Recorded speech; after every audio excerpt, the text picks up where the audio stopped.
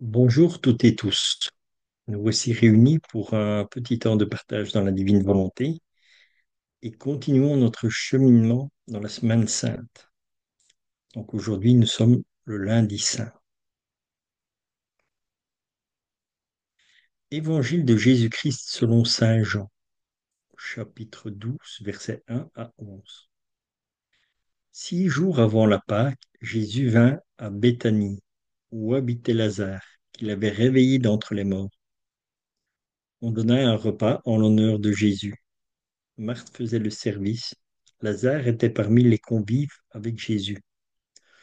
Or, Marie avait pris une livre d'un parfum très pur et de très grande valeur. Elle versa le parfum sur les pieds de Jésus, qu'elle essuya avec ses cheveux. La maison fut remplie de l'odeur du parfum. Judas Iscariote, l'un de ses disciples, celui qui allait le livrer, dit alors: pourquoi n'a-t-on pas vendu ce parfum pour 300 pièces d'argent, que l'on aurait donné à des pauvres? Il parla ainsi, non par souci des pauvres, mais parce que c'était un voleur. Comme il tenait la bourse commune, il prenait ce que l'on y mettait. Jésus lui dit: Laissez-la observer, laissez-la observer cet usage en vue du jour de mon ensevelissement. Des pauvres, vous en aurez toujours, mais moi, vous ne m'aurez pas toujours. Or, une grande foule de Juifs apprit que Jésus était là, et ils arrivèrent non seulement à cause de Jésus, mais aussi pour voir ce Lazare qu'il avait ressuscité d'entre les morts. Les grands prêtres décidaient alors de tuer aussi Lazare, parce que beaucoup de Juifs, à cause de lui, s'en allaient et croyaient en Jésus. Aujourd'hui, sur quoi pouvons-nous réfléchir? Moi, personnellement, j'ai choisi de parler un peu déjà de la résurrection. Pourquoi? Parce que si l'on regarde dans l'Évangile, quand Jésus, quand Jésus fait la résurrection de Lazare, quand il dit enlever la pierre et puis il appelle Lazare pour l'inviter à sortir du tombeau, qu'est-ce que ça nous montre? Ça nous montre aussi la résurrection de Jésus. Qu'est-ce qui se passe? Quand Jésus appelle Lazare et lui dit sors, Lazare sort du tombeau et est ressuscité. Qu'est-ce qui se passe avec la résurrection de Jésus? Jésus, lui, il est appelé par qui? Par son Père. Son Père lui dit de revenir auprès de lui. Et en même temps, Jésus nous montre que nous allons tous passer par ce chemin-là, parce que c'est lui qui ouvre le chemin pour que nous puissions retourner auprès du Père. Qu'est-ce que nous savons de notre vie? Nous savons que nous sommes tous nés de Dieu. Nous sommes nés de Dieu, nous venons ici sur la terre, nous avons notre vie, nous cherchons Dieu tout au long de notre vie, et après nous devons retourner auprès du Père. Mais qu'est-ce que Jésus dit quand les apôtres lui disent: Seigneur, qui de nous peut être sauvé? Qu'est-ce que Jésus dit? À vous, personne, mais à Dieu, tout est possible. Et c'est ça que Jésus nous montre par sa résurrection. Il nous montre le chemin que nous devons prendre pour pouvoir retourner auprès du Père. Le chemin de retour auprès du Père, c'est Jésus. Jésus nous montre par sa résurrection comment nous allons retourner auprès du Père. Ce qui est intéressant aussi quand nous voyons cela, c'est que, euh, or, une grande foule de Juifs apprit que Jésus était là. Et ils arrivèrent non seulement à cause de Jésus, mais aussi pour voir ce Lazare qu'il avait réveillé d'entre les morts. Les grands prêtres décidèrent alors de tuer aussi Lazare, parce que beaucoup de Juifs, à cause de lui, s'en allaient et croyaient en Jésus.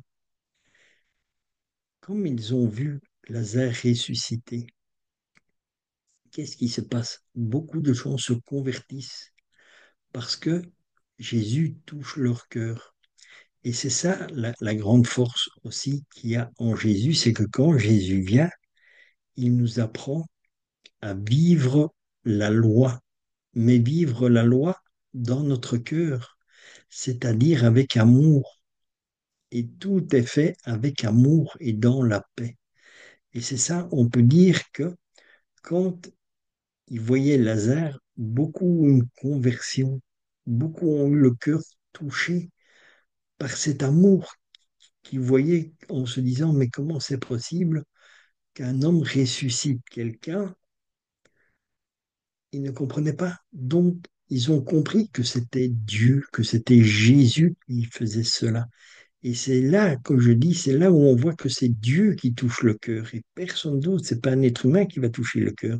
C'est vraiment Jésus qui touche nos cœurs à nous et que de là nous avons cette conversion. Ce qui est un peu aussi, on peut voir aussi, qui est expliqué avec cela, pourquoi on dit que Jésus est le premier-né d'entre les morts, alors que nous voyons que Lazare a été ressuscité, que dans l'Évangile, dans l'Écriture, il y a beaucoup de fois où Jésus ressuscite des personnes. Donc, pourquoi est-ce qu'on dit qu'il est le premier-né d'entre les morts? Parce que toutes les personnes qui avaient été ressuscitées par Jésus, elles sont mortes. Elles sont de nouveau décédées. Lazare est ressuscité pour sa gloire afin que les gens voient et croient. Mais, bien sûr, plus tard, Lazare meurt. Il meurt, pourquoi? Parce que nous allons tous mourir, mais nous allons tous ressusciter pour aller à la vie éternelle. Et c'est pour ça que Jésus est le premier-né d'entre les morts, parce que Jésus, quand il est ressuscité des morts et il est monté au ciel. Jésus n'a pas fait une deuxième mort. Jésus, il est mort une fois et il est ressuscité dans sa gloire.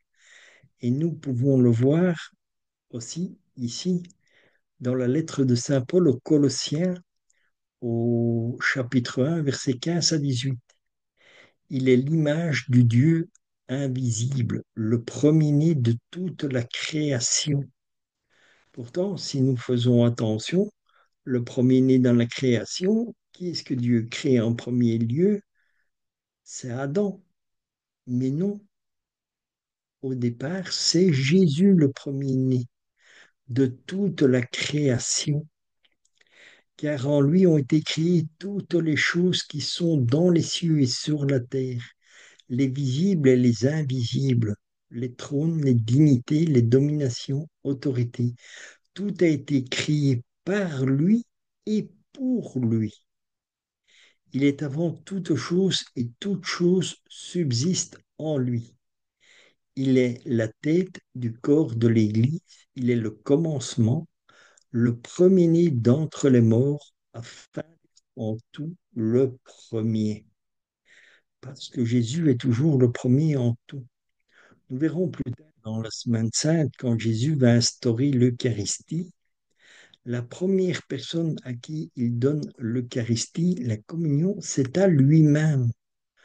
Il se communie lui-même. Donc, encore une fois, il est le premier.